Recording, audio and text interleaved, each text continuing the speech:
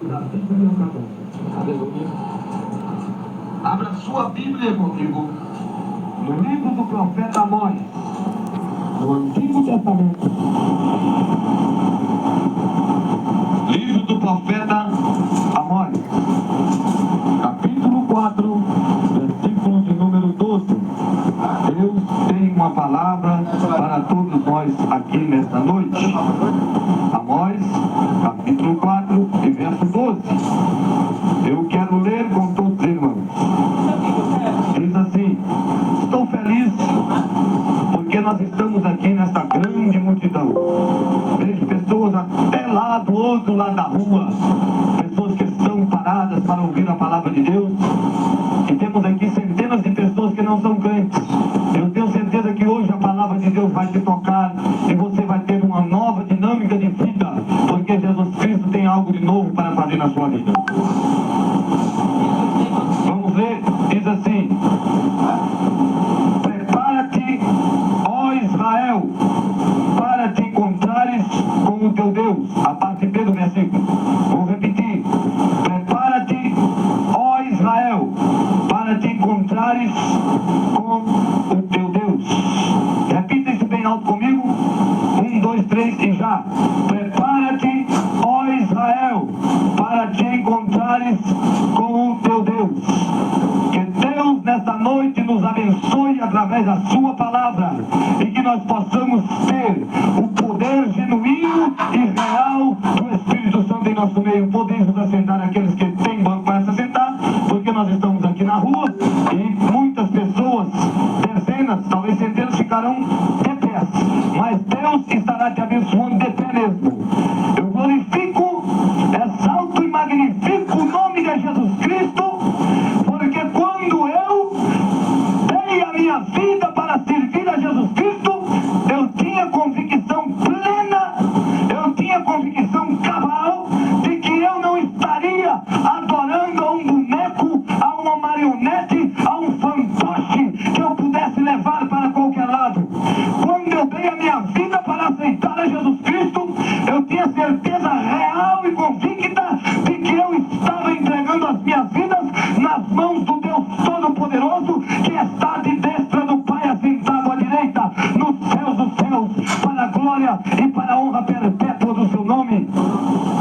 E nós estamos aqui nesta noite, nesta praça, nesta rua, pregando a palavra de Deus, e nós não viemos aqui falar de um Deus fraco, nós não viemos aqui falar de um Deus mesquinho, nós não viemos aqui falar de um Deus vagabundo, de um Deus que não pode fazer nada por aqueles que o adoram. Existem pessoas adorando a todo tipo de coisa hoje em dia, cada um adora o que quer. Um gosta de adorar um pedaço de pão e vai adorar um pedaço de pão, o outro prefere adorar um pedaço de gesso e vai adorar um pedaço de gesso, o outro prefere adorar uma cruz e vai adorar aquela cruz. Mas eu quero te dizer, meu amigo, que evangelho é poder de Deus para a salvação de todo aquele que crê. E nesta noite, aqui tem uma igreja que não adora pau, que não adora madeira, aqui tem uma igreja que não adora pedra e que não adora gesso, porque esta igreja foi comprada um dia com o sangue perpétuo de Jesus Cristo, que rolava do Calvário e caía sobre a cabeça do homem que estava perdido. E nesta noite nós estamos quase os querubins adorando o Senhor dos céus e da terra, o juiz de vivos e de mortos. E nesta noite você vai ter um encontro com este Deus. Aleluia, glória a Deus.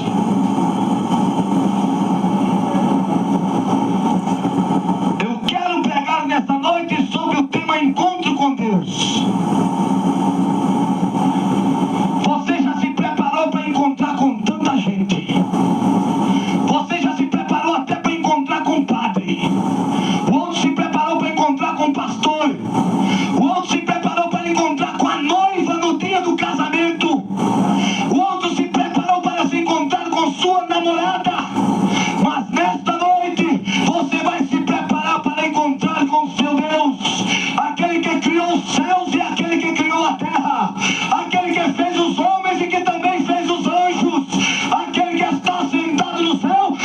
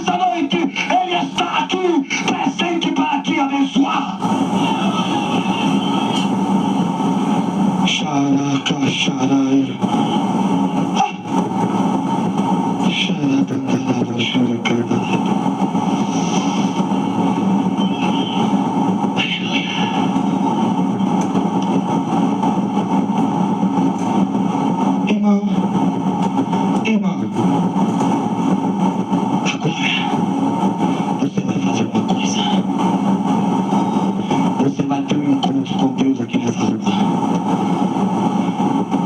Você é pentecostal, canela de fogo, batizado com o Espírito Santo, fala em línguas estranhas, você tem poder, você tem autoridade, você tem virtude, você tem a dinâmica do Espírito Santo na sua vida. Tem crente que quando vem pra rua, emudece, fica com vergonha de dizer que é crente, com vergonha de dar glória a Deus, porque tem gente mal educada que diz que crente não pode fazer barulho até às 11 horas. Pois nessa noite, se Jesus quiser, nós vamos fazer barulho a noite inteira, porque quem manda nessa terra é o Deus que nós seguimos.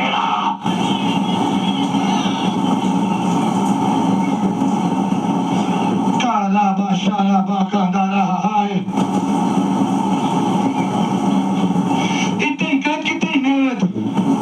Quando vem pra rua, tranca a boca, não tem coragem de dar um glória. Por que crente não pode fazer barulho? Por que crente não pode glorificar o nome do seu Deus? Eu costumo dizer que lá no Maracanã, quando se disputa uma partida de futebol, todo mundo faz barulho. Se o Flamengo marca um gol no Vasco, joga-se quase o Maracanã por terra, quase que as estruturas do Maracanã caem abaixo, por causa do barulho que o povo faz, por causa de 24 homens pelados indo atrás de uma peleca. Nesta noite, meu amigo, o Flamengo não está ganhando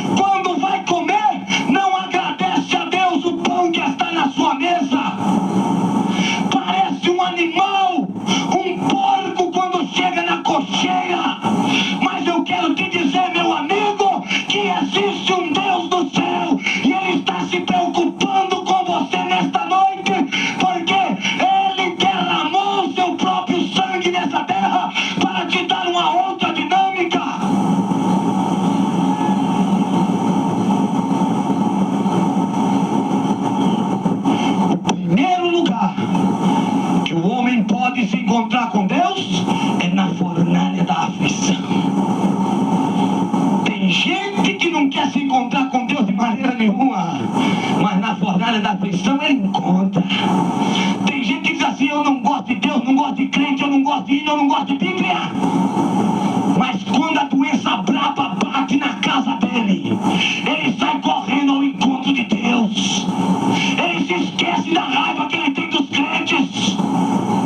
Pois eu quero te dizer, meu amigo, que este povo que aqui está não tem raiva de você. Este povo te ama. Este povo ora por você. Este povo jejua por você. Este povo sofre por você. Porque este povo quer te ver entrando nos céus pela porta um dia. E um dos lugares em que nós nos encontramos com Deus é na fornalha da aflição.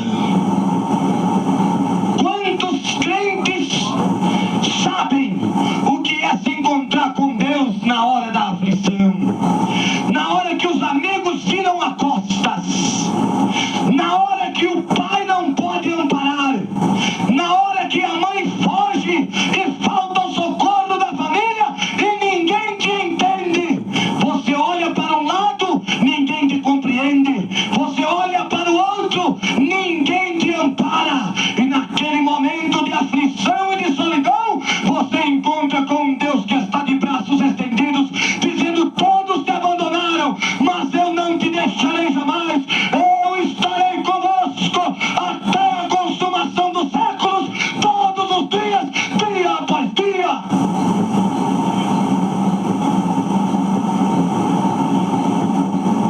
Eu me lembro de uma irmã que sofreu muito. Ah, como essa irmã sofreu. O marido dessa irmã não era crente e não gostava de crente também. Homem ímpio, que gostava de jogar pedra de crente. Homem ímpio, que gostava de bater na mulher dele porque ela ia para a igreja. E aquela mulher sofria com aquele homem. Em nome de Jesus, esse espírito de transação que está aí, eu amarro agora em nome de Jesus. Você está amarrado, espírito de displicência, eu te amarro em nome de Jesus. E aquela mulher muito sofria com seu esposo. Todos os dias que ela ia para a igreja, o seu esposo já estava esperando em casa para espancá-la, porque ele não gostava de crente. Ele não gostava de pessoas que serviam a Deus e que tinham um viver diferente. E um dia, aquela mulher foi para uma festa e Deus começou a operar naquela festa e as horas se passaram e ela chegou em casa e as horas já haviam se passado. E o seu marido estava com uma tala na mão esperando a sua esposa chegar. E quando aquela irmã chegou, aquele marido ingrato disse: você estava lá com o pastor? Você estava tendo caso com o pastor? Pois agora eu vou te bater para você aprender a ser crente. Eu já te disse que eu não gosto desse povinho. E pegou aquela tala e começou a espancar aquela pobre mulher, a bater naquela pobre mulher, a bater e a espancar, a tal ponto que ele quebrou o braço daquela mulher. E quando aquela mulher estava com o braço balançando, ele disse: olha, eu vou dormir, e se eu ouvir algum barulho aqui, eu volto e te bato novamente. Arrogante, soberbo, acha que é alguma coisa. Tem gente que é assim, exaltado, acha que é alguma coisa. Pois eu quero te dizer, meu amigo, que se Deus retirar o oxigênio da terra por 3 minutos, você cai duro aí onde você está. Cadê você, grandão? Aonde você está, homem grande, homem brabo? O seu revólver não vale nada para Deus. E aquele homem foi deitar, e aquela mulher pegou uma cadeira na cozinha de sua casa, colocou aquela cadeira no chão, ajoelhou-se e disse: Jesus, agora eu quero ter uma conversa séria com o Senhor. Senta nessa cadeira porque eu quero conversar com o Senhor. Eu sou tua serva e quero conversar contigo agora. E aquela mulher começou a conversar com Jesus como se Jesus estivesse ali naquela cadeira. Ela não via, mas ela tinha fé que Jesus estava ali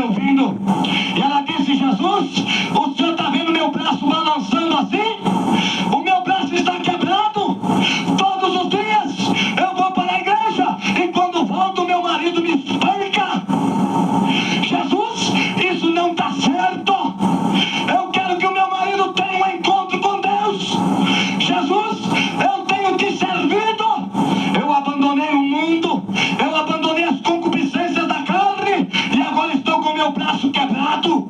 E ela começou a chorar, porque a verdadeira oração tem mais lágrima do que palavras. A lágrima rola no rosto, o espírito se compunge, e aquela mulher chorava e gemia. Então o seu marido escutou o barulho de seu quarto, e ele acordou, passou a mão na tala novamente e veio. E quando ele entrou na cozinha, ele disse: eu não disse.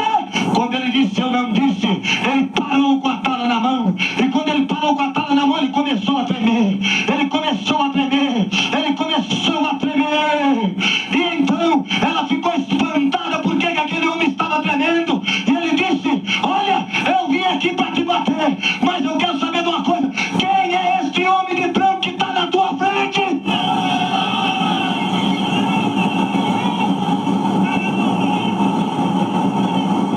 Quem é este homem? Ela disse: marido, tu endoidou, eu não estou vendo homem nenhum. Ele disse: mas eu estou. E os olhos dele parecem duas tochas de fogo.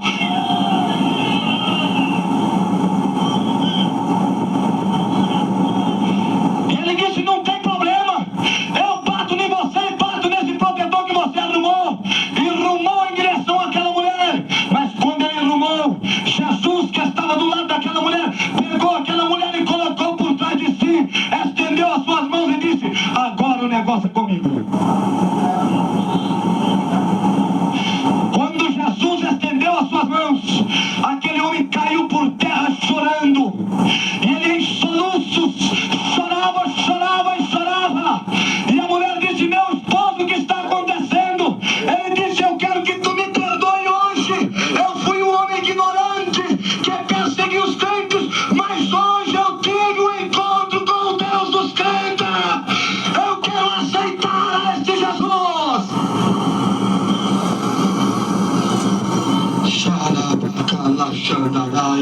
Levante a sua mão assim, glorifique o Senhor.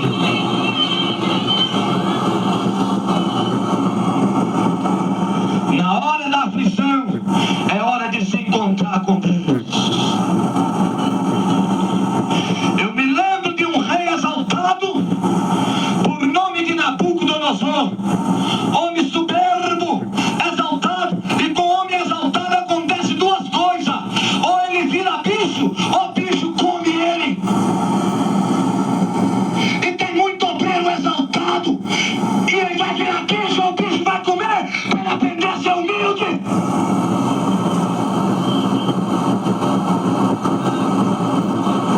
Deus não tem compromisso com o homem que se exalta, com o homem que se gloria.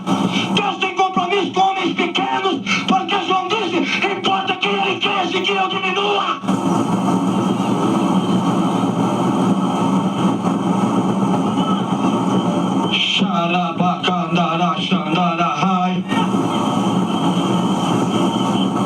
E aquele rei levantou uma estátua, uma imagem de escultura no campo de Dura. Aleluia! E quando ele levantou aquela imagem de escultura, ele mandou que todo mundo adorasse aquela imagem. Nabucodonosor é o tipo do anticristo. Nos dias do governo anticristão sobre a terra, diz a Bíblia no livro de Apocalipse que se levantarão uma imensa estátua e ordenarão que os homens adorem aquela estátua. Mas eu te garanto, meu amigo, que não vai ter nenhum crente ali adorando aquela estátua, porque antes disso a igreja vai subir no arrebatamento. Ela vai subir!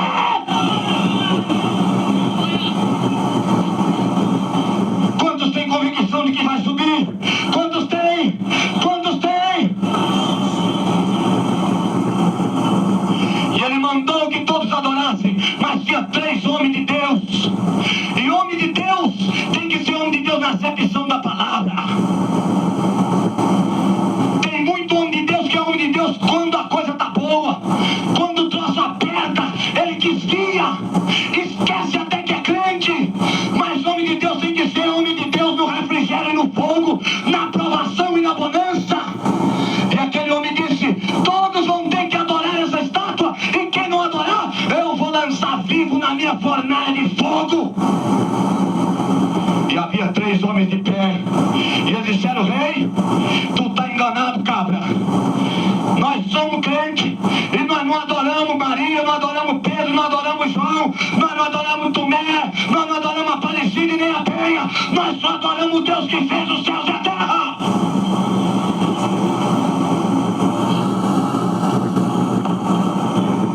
E o rei disse: olha, eu convidei todos os oficiais, os sátrapas, os prefeitos, eu convidei todas as autoridades para adorar essa imagem.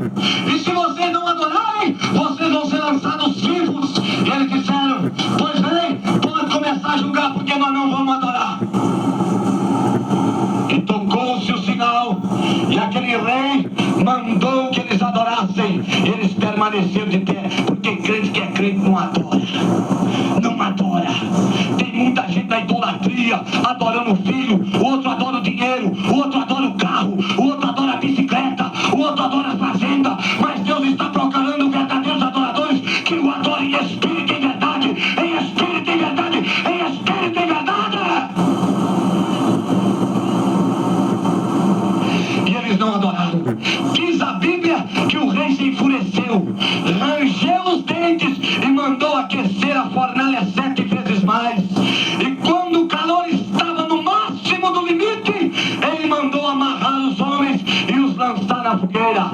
A Bíblia diz que os homens pegaram aqueles homens amarrados e foram levando, e jogaram aqueles homens, e o calor era tanto que os homens que levaram, embora que para Pedro que João não ia morrer. E diz a história que eles pegaram João e jogaram João numa caldeira de azeite. Cambada de palhaço, jogar crente pentecostal no azeite. Azeite é símbolo do Espírito Santo. O azeite estava fervendo, João caiu lá dentro e saiu falando em língua estranha, porque azeite não mata crente, fogo não mata crente. Receba o fogo!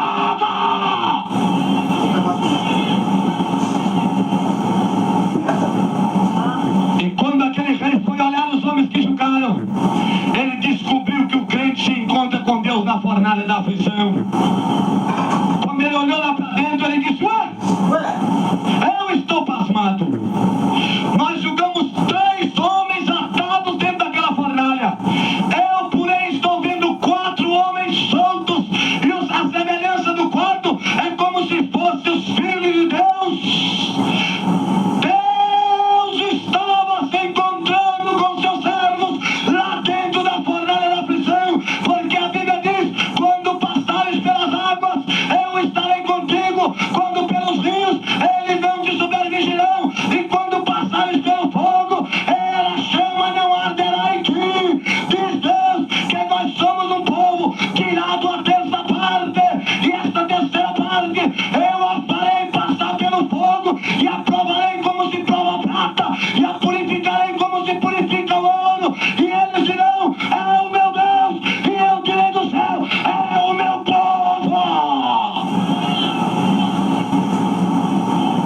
Você não dá glória a Deus, você é ruim de dar glória a Deus mesmo, porque você é frio.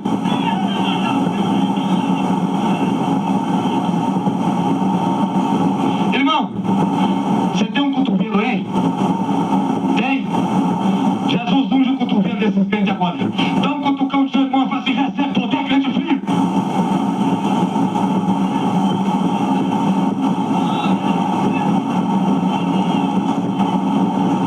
Aleluia. Aí, nós estamos mudando de cor. Xarabalá, xuricalabá, xararaia. Aleluia.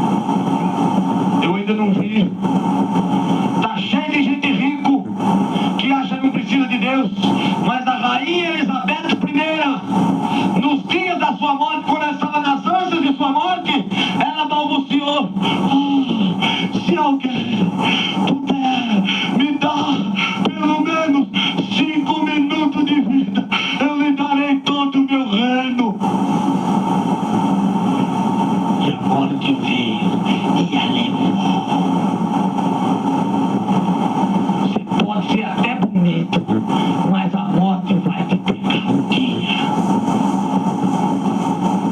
Você pode ser rico, mas a morte não vai aceitar o seu talão de cheque. Você pode ter fazenda, mas no dia que a morte vier para te pegar, ela não vai comprar o seu gado, ela vai levar a tua alma. Não adianta, pastores, não adianta, homem, não adianta, mulher, com a morte ninguém brinca. Ela mata branco e mata preto também, ela mata pobre e mata rico.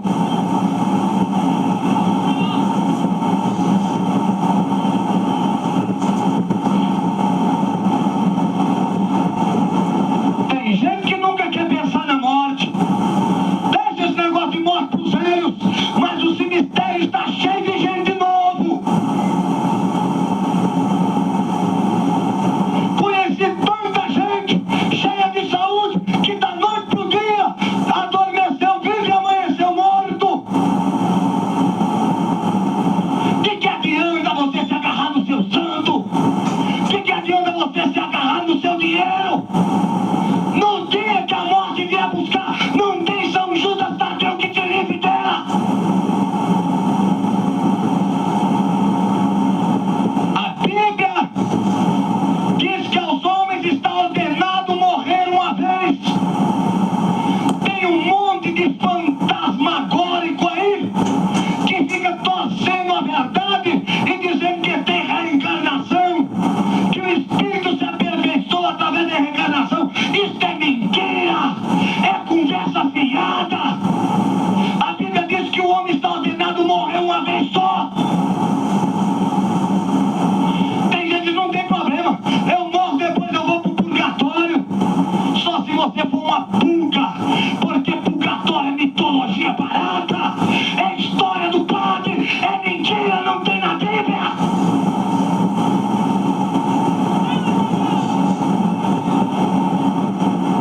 E a igreja pode confirmar isso? Levanta a mão e diz glória a Deus.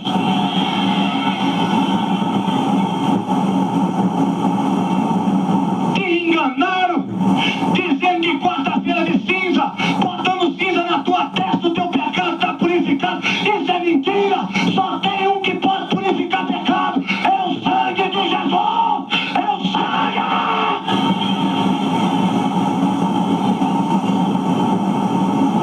Cinza de quarta-feira não tira pecado de ninguém, meu amigo. A morte vai te pegar. Tem gente que diz assim, eu não tenho medo da morte. Tem, não tem, deixa a morte vir. Eu vou dar tiro de revólver 38 nela. Conversa fiada. Você tá querendo se autoafirmar, mas você mesmo tá tremendo de medo de morrer. A morte causa espanto em qualquer homem. E a morte levou gente melhor que você. A morte levou Abraão. Quem é você perto de Abraão? A morte levou Davi. O que você faz perto de Davi?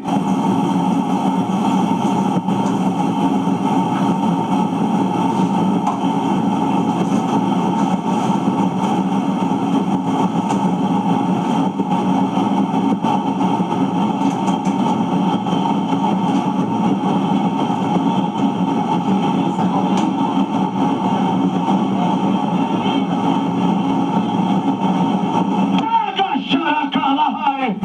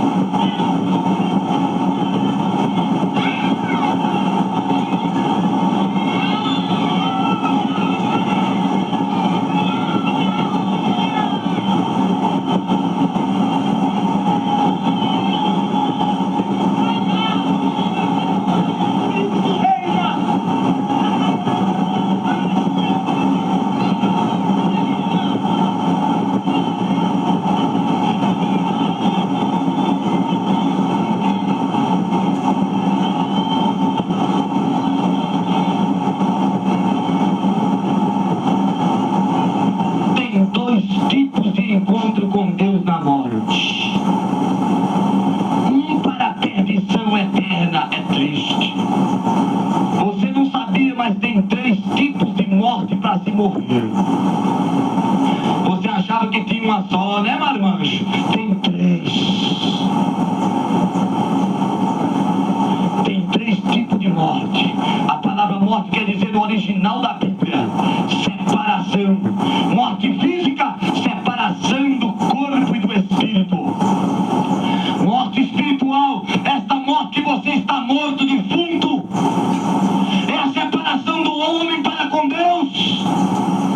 E a morte eterna é a segunda morte, aonde tem pranto e ranger de dente, aonde o bicho nunca morre.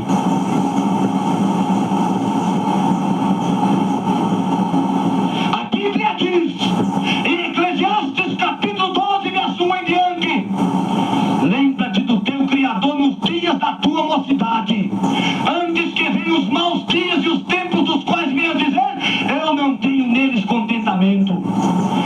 Antes que estremeçam os guardas da casa. Os guardas da casa, meu amigo, são um braço que depois da velhice começa a sofrer de mal de braço e começa uma tremedeira que parece maravilha em mês de inverno. Antes que se encurve os homens fortes, as pernas que sustentam o corpo. Antes que se feche e escureça aqueles que espiam pela janela os olhos, que na velhice o homem começa a ficar seco. Antes que se tranque as tuas portas da rua, o ouvido. Antes que floresça a amendoeira, o cabelo fica branco. Antes que se despedace a cadeia de prata, a espinha, e quebre o corpo de ouro, o coração, e se despedace o cântaro junto à fonte, os rins, e a roda junto ao fosso, o intestino. E a Bíblia diz mais que o homem é a sua eterna morada, e os zombadores andarão rondando a sua porta. Aonde você vai estar naquele dia, homem?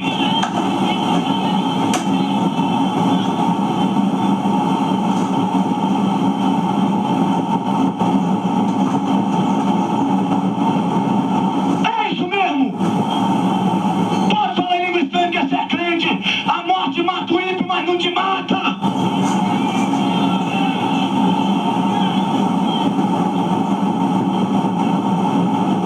A morte é um desespero para quem não tem Jesus, mas para quem tem Jesus é diferente. Jesus disse: eu sou a ressurreição e a vida, e aquele que crê em mim, ainda que esteja morto, viverá. Salmo 116, verso 15, diz que preciosa é a vista do Senhor a morte dos seus santos. A morte é um terror para quem não serve Jesus, mas para quem é crente, ela é um passaporte para o céu. Para quem é crente, a morte é feita um burro chucro que já foi domado. Quantos aqui sabem o que é um burro chucro? Um animal selvagem que nunca foi montado. Quantos sabem? Levante a mão. É um animal selvagem que nunca foi domado. A morte tinha um principado e um reino nessa terra, mas um dia o nosso Jesus montou na morte, botou espora na anca da bicha e amansou ela para os crentes. Agora os crentes montam em cima da morte, cutuca a anca dela com espora e diz assim: me leva para o paraíso, me leva para o paraíso, me leva para o paraíso, me leva para o paraíso, me leva! Quantos têm certeza de que vão viver com Jesus? Levanta sua mão e glorifique, glorifique, receba poder, receba poder, receba, receba!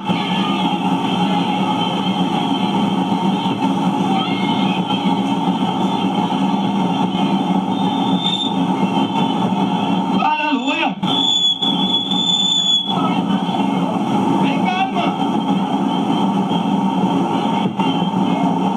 Xaraca, xarabarabacalahai! Xerecarabachai! Senhor Deus, eis que eu quero que reduzca sobre caias.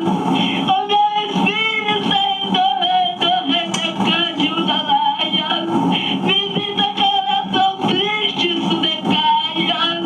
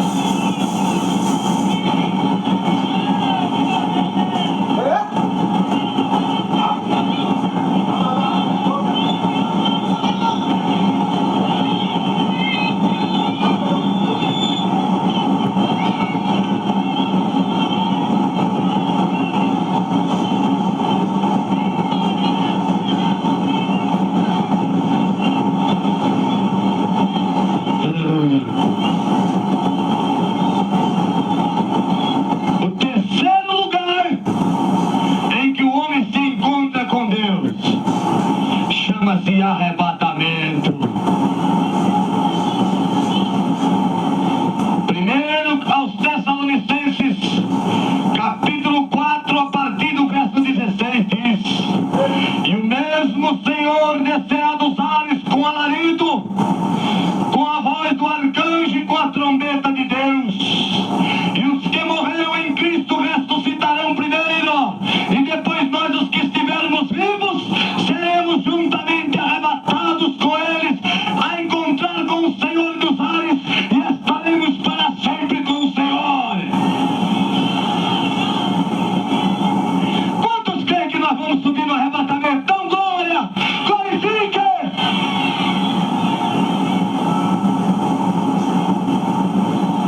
Arrebatamento de igreja não é conto de carochinha nem história não, viu? Tem gente que diz assim, esse negócio de arrebatamento, isso é conversa de crente fanático, isso é conversa de crente doente, de mente doentia. Esse negócio de que Jesus vai arrebatar a igreja é conversa fiada. Os cientistas estão dizendo, Jesus não vai arrebatar a igreja, porque na terra, tudo na terra é movido por leis físicas. E existe uma lei por nome de lei da gravidade. E os cientistas dizem, a igreja não vai ser arrebatada, porque existe a lei da gravidade. E se eu pegar esse lenço e jogar para cima, ele cai no chão de novo por causa da lei da gravidade. E se a igreja subir, ela vai ter que descer por causa da lei da gravidade. Oh, idiota! Você estudou para ser burro, cientista! A lei da gravidade, ela foi criada por Deus! E o nosso Deus vai tirar a igreja da terra! Vai tirar!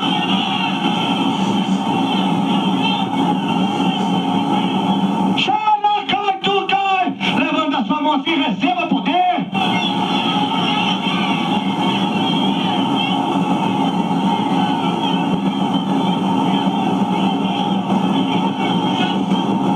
Quantos estão sentindo a presença de Deus? Eu estou!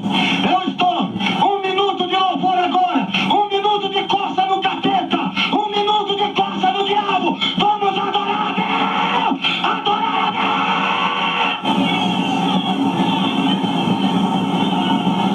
Adore a Deus!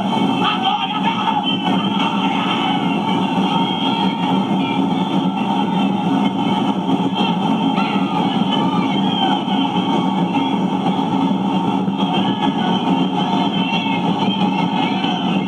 Adore a Deus agora! Receba o poder, a autoridade de Deus! O diabo já foi derrotado! Adore a Deus!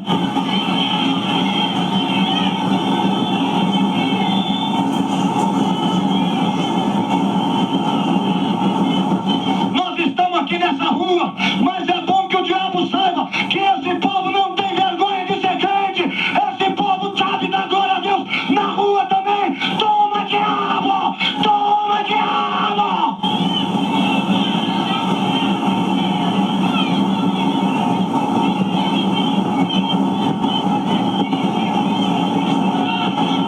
Aleluia! E tem gente que diz assim, tem gente que é bobo mesmo, é idiota. É anal de o quê? Anal de mãe, fabeto do pai, né? Analfa de mãe e teto de pai. Idiota. Existem alguns idiotas que dizem assim, não, Jesus não vai voltar outra vez nessa terra, não. Porque da primeira vez que Jesus pisou aqui, eles bateram nele, crucificaram, botaram coroa de espinho, rasgaram até a roupa dele. Ele não é bobo de voltar aqui, porque coitadinho de Jesus, se ele voltar aqui, dizem eles, se ele voltar aqui, eles vão eletrocutá-lo numa cadeira elétrica, ou vão botar num Apolo e mandar lá pra Marte. Cretinho, idiota. Você tem que saber que existem algumas diferenças básicas entre a primeira vinda e a segunda vinda de Jesus. Na primeira, ele veio para morrer, mas na segunda, ele se apresenta a João e diz, eu sou o Alfa e o princípio e o fim, aquele que morreu e que está vivo, e eis aqui vivo para todo sempre, e eis aqui a chave da morte e a chave do inferno nas minhas mãos.